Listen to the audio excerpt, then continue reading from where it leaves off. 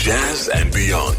Where the standards are always hot and the mood's just right. On 702 and CapeTalk. It is Jazz and Beyond. Welcome to the second hour. And that horn that's blowing up a storm, you're going to be hearing it at the Standard Bank Joya Jazz on the 26th and 27th of September. And it belongs to the saxophonist, alto saxophonist to be exact, and composer herself, Lakecia Benjamin. She's going to be back in the country. And this is out of her album called Phoenix, which she reimagined, by the way. The album came out in 2023. And then she did the live and reimagined one in 2024. She talks about it. And she has 3 Grammy nominations and received other awards like the NAACP Image Award nomination for Outstanding Jazz Album. And of course, she's got rave reviews from the New York Times, The Guardian, Downbeat, and all over the world. And she is just an ever-rising star that she's coming back for the second time in South Africa, and love the direction she's taking, especially because she did in 2021 had a very unfortunate incident. She was involved in a car accident which resulted in her career almost ending, actually, because she broke her jaw, her shoulder blades and her ribs, ruptured her eardrum. This is just some of the wounds that she encountered after that accident. But since then, she has regained her confidence and her physical strength, and spiritually as well. She just did not allow that accident to limit what she has in store for us as lovers of her music. And also just her message now has become a very spiritual one, very uplifting, and also just social and political liberation is something that she believes in. I had a chat with her during the week and about her, of course, her visit back to South Africa, and also just kicked off the conversation with how her music career has just soared and how it gets better with each moment. And also just, the events after the period of challenges that happened to her. And this is how the conversation went. You have no idea how proud, excited, and absolutely gobsmacked I am about what is happening to your career right now. Because it's not only awards, you are traveling the world, you are performing, headlining, you are directing festivals. Just tell me what has been happening. This year has been absolutely amazing for you. You can give me the details more than anybody. Yeah, I think that, we've been having a lot of success with the last 3 albums. Mm-hmm. So it started with the Coltrane's, we started getting a lot of downbeat polls and critics polls and things happening, a lot of articles and magazines writing from Phoenix. Then we, top of the New York Times, cover Downbeat, cover Jazz Wise, Wall Street Journal, all the articles are coming out about us. And of course, we've had 5 Grammy nominations now. I'm on the board of 2 festivals as artistic director. So we're just excited. I just released a single with Emmanuel and Mark, just to, called Noble Rise, just to highlight all the things that have been going on and gives people some kind of hope of that things can be at a low place, but if you keep going and trying, you can make it to the next place and show somebody that, the bad times are always going to keep coming, but persevering and hard work will get you through them together. What do you think it is about the Phoenix album that just got everybody wake up to who Lakecia is?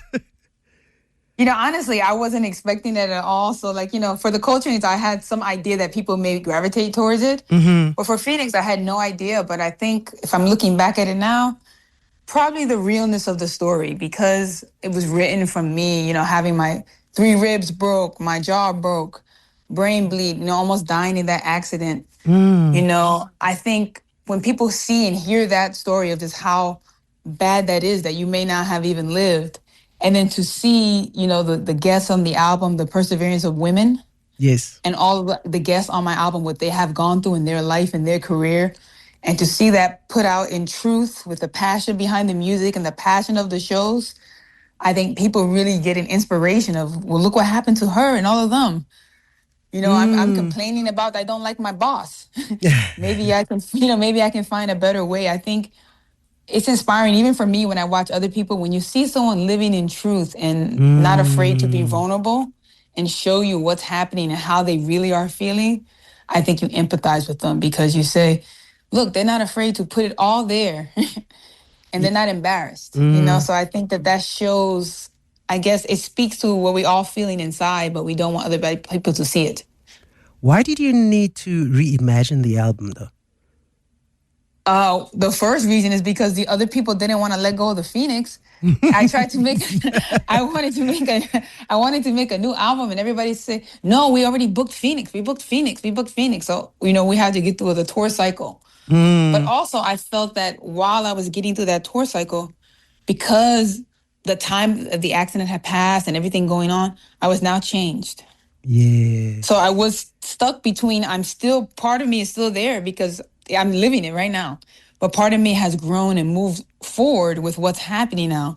So I needed a way to articulate that. That's why I changed the guests, got some more testosterone in the room, because I just needed to show, even our live shows were no longer how Phoenix, the album was. The Phoenix album plays a certain way and it's very produced and it shows everything in a sonic way. But live, we were playing a completely different version of it and invigorating our audiences in a different way. So I said, people love the live show. They love everything. We're performing all over the world. Let me give the people who are just coming on Phoenix Reimagined and never knew Phoenix a real picture of who I am. Lakecia Benjamin. This is how she'll be setting the stage on fire. Oh, she's also very, animated on stage. She's also bright and, what's the words to use? She's vibrant, yes, on stage as well. You can hear. That's her on a track called Train, which is the live reimagined version of the Phoenix album. And of course, our conversation continues. And she starts off by talking about her new single called Noble Rise. And of course, this is her rising from power and no longer from pain. And this is how the conversation went. Your new single, Noble Rise, is, is it talking about how you're feeling about yourself now and how you're rising, and how noble you feel about what is happening in your life? I think it has to do the noble part with the integrity. Mm-hmm. A lot of people rise and they don't do it in grace. And they don't do it in humility, and they don't do it in being humble. So I was trying to show that while we are still rising up and getting further and further and trying to attain things, it is happening in a grace and compassion. And that's why I brought Emmanuel. Some of my guests are more older, a younger member to show, because we both right now are very popular. Yes. Just the sound of the cry of what the saxophone has in order to almost flip the page so that people can now start to be open to a new record. How has it been received now? I mean, it's just been, a month since you dropped that single? Yeah, I mean, we dropped it right in the middle of the tour, so everything is received well on tour, Everyone loves live music, so that seems well. The press that seems to be taking well to it, But I think it has done its job because people now, when they hear that song and they like it and everything, they always say to me, what are we doing next? Which is what I wanted them to say. Wow. Yeah. I wanted them to kind of go away, find some way to drag them away from Phoenix so that they could say, well, what's going on? So now, even with the artwork, everything, it was to show that we have, Phoenix and Phoenix Reimagined have a lot of red. Yeah. So I was trying to get away from that feeling of it. The red, the gold, the silver, the Lakecia, right. I know. Right. I mean, I'm still going to wear gold because I love it. Noble Rise still has gold, but you can slowly, audience is not like a child, but like we slowly learn to walk. We don't just yank you up. So I'm slowly introducing people to say, hey, we're moving. And You know? moving is exactly what you're doing, because what I'd like to know is your experience of your live performances, because you're just here now, that you're there now, doing this there now, doing this that now, and how do you even have time to think about what you're going to present at this concert, at this festival, at this stage, and in this town, in this city, you know? Are you talking about in South Africa? I'm still coming to that, but I'm talking about what you've been doing so far. Usually for a lot of the shows, you know, we are on autopilot because, you know, when you play a lot, it's easy to go, and we revamp the show during the tours, you know, as we start to see the audiences change. Or maybe I come to a city in Croatia or something, I say, these people are a little different. Let's speak to what's going on here. But in terms of South Africa, I don't know if you know this, I've been dying to get back there my whole life, almost. Since the first time I went there, I said, I felt that was one of the most magical places I ever visited in my life. When I left there, I said, I almost could live here. I felt so connected to the people in a way. Like, you know, you go a lot of places, you say, oh, this is nice, I would take a vacation here. But it's very rare that you go to a place and the soul of the people speaks to you. Yeah. You know, I remember when I used to play with Hugh Masekela, I said, this music is touching me almost like it's happening to me. Wow. You know? So when I went there, and just even the joy of jazz, the fact that it's called the joy of jazz, you know, just the way that people perceive all kinds of music, the way they're so excited, the dancing, the energy and collectiveness of Black people. You know, I said, you know what? I told the band when I found out we were going, this is the most important show for this year. This one here. Oh, my word. We can't wait. I said, we're playing a lot of places, but none more special than this one. Which brings me to what ideas have been going in and out of your head about what you're going to present to us at the Joy of Jazz. You know, I've been trying to make sure, of course, I'm going to play some Phoenix, everything that people love, but there are so many, when I was there last time, the only time I should say, there were so many South African artists that you collaborated with the ladies that you did. Yes, that we are connected to now. That like now, when I see them and talk to them on WhatsApp all the time, we're talking all the time. So now I'm saying, since I am a collaborative person in general, I think we need some South African representation in the show. Lovely. At a massive quantity, because, you know what I mean? Then you can really feel the soul of what's going on. But I've been thinking about it since I came back from this European tour. We're still playing all the time, but that's my focus now. My whole life is set on the Joy of Jazz and what to present. And this audience, I feel, is the easy to connect with. They wanting to connect with you. They wanting to feel what you feel. Other audiences in Europe, you dragging them to feel it, you know? Listen to me. Listen to what's happening, you know? So they start out cold and then warm up a little late. You know, you have to drag it out of them. Once in a while, they will start out all ready to go, you know? But a lot of times, it may be a shock for them. Like, as soon as I come out, the energy, the level, they are, whoa! And I'm slowly, you know, bringing them along by their necks. Yeah. So that when we get to the end, we're on the same page. Are you going to sample us with some new songs that you haven't yet put down, maybe? Of course. Oh, fabulous. Of course, because I'm in the process of recording now. So the best people to try it with is the audience. It's the audience. And we are the best audience. Trust me. Absolutely. Absolutely. That is, of course, Lakecia Benjamin in conversation with her here on Jazz and Beyond. And I'm so glad that you're loving the music and the conversation. Kim Alexandras says she's painting, and this is excellent music that she's listening to while she paints. Well, I hope you're painting a masterpiece there, Kim Alexandra. Auntie C is also loving the Phoenix album. And also B from Tiger Valley says, good evening. I was not a jazz person, but the past few months I've been enjoying it on Sunday night. Be blessed. Thank you and welcome to our jazz world. Thank you so much. And Auntie C also still liking that. And Cecil in Bidori says Lakecia Benjamin is a great artist. Looking forward to listening to her music at the Joy of Jazz. And of course, she was talking about her Noble Rise, her single that is out. And we'll get to hear it after this message. It is the amazing music of Lakecia Benjamin.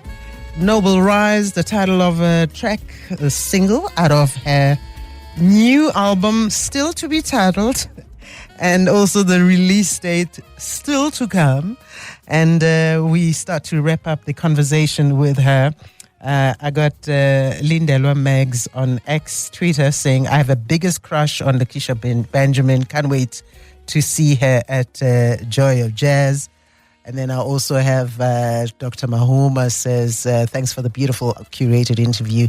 It's authentically profound. South Africa has energy and soul as appreciated by Lakecia. And he says, I believe her. And he says she's amazing. And she definitely is. Well, she wraps up by telling us how her performing here the first time was, as she says, the best experience as she returns for the second time at the Joy of Jazz. I never forget that day. I'm telling you, I have memories in my, even during the pandemic when I was home, bored, alone. I live by myself, so just in my house in New York alone. I remember being on stage with Zoe Modiga. Yes. I remember the crowd, the roar. I remember getting down there doing the slide. I said, wait a minute. So now that opportunity is here, and before, of course, I'm playing, I'm having a great time, but we are a group. So you are following the group and being collective. Now I get a chance to do what I want to do, how I want to do. I get to say what I want to say. And I so think that's a bigger opportunity. And I think this past year and a bit for you, because I see when you post about some of the iconic jazz musicians that you meet and come across that you have been adoring, and now you're sharing the same stage with them or you're in the same place, right? And how has that been for you? To me, it's almost like, it feels a little bit like a dream, Because like before, you just want to play. You just want to find someone that'll say yes to you. And I'm telling to Dee Bridgewater, I just want one gig. Just give me one chance, right? And now you're texting them and talking to them. Oh, I'm playing the same festival as you. I'm playing before you. I'm playing after you. Wow. You're a guest with me now. I'm paying you money. Then you start to see that life is moving fast. Life is moving fast because like they once 2 years ago are giving you advice about how to maybe even record, and now they're asking you, where's the check? Wow. So what a position to be in. Absolutely. And we certainly can't wait to see you come perform and also maybe share the stage with some of the South African musicians, especially those that you would like to bring on board, and even play some South African music as you also you want to do. But I'm just thinking, that after the Phoenix, which album, which was inspired by a legend in jazz music, do you have others whose music that you inspired you, and wanted you to, reimagine their music that you think of? Yeah, I mean, because I've collaborated with so many people over the years, first, my initial goal was I didn't want to just collaborate them. I want to play with Angela Davis, and then I want to be able to text her and call her all the time. So I'm creating friendships. I'm almost looking for a mentor. Yeah. Like someone that through the course of our lives, we can be connected. But now I still have those same feelings, but there's some musicians that I'm working with where their music has inspired me, of course, but their life, their stuff, they're not just musicians, they're leading organizations, they're leading festivals, they're running radio shows, they're changing the map and shape of the world in different ways, and their music does not only have a genre. Like Herbie Hancock, he doesn't have a genre.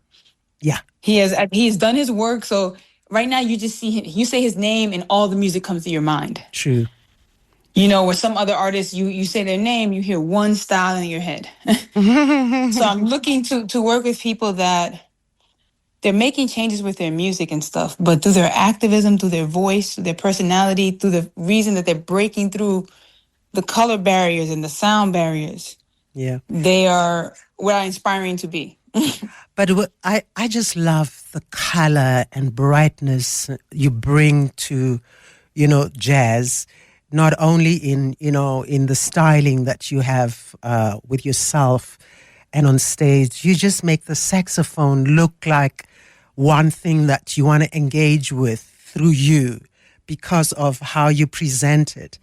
And how, for you, how's that, what's the impact or maybe even feedback you've had about this, fabulous saxophone player who's just presenting this instrument in this amazing, colorful, bright, and absolutely, I think, free way?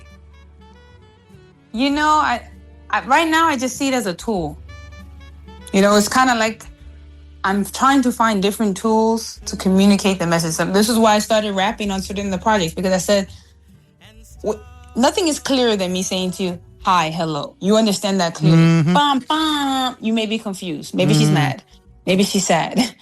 So I'm trying to find all the tools I can to get the message and storyline and unification across. Wow. So I will, when I go to anybody's country, the first thing, even when I get there, I ask, how do you say hello here? What are you eating? What are you guys doing here? Because there's no better way to connect to somebody through language, through food, times, love. These are the experiences we're all having across cultures. Wow. Listen, we would like you to eat, drink, sleep, walk South African when you get here. We look forward to it. Have you got one date or two dates at the festival? 2 dates. I think it's 26 and 27. Which is the Friday and the Saturday. Fantastic. Oh yeah, the both the party days. The party days. Lakecia, we love you and can't wait for you to come and present your set to us. Love you so much too. When I get down there, come and see me. Yes, I'm gonna come. We'll go for a drink or something. Yes, let's have a good time.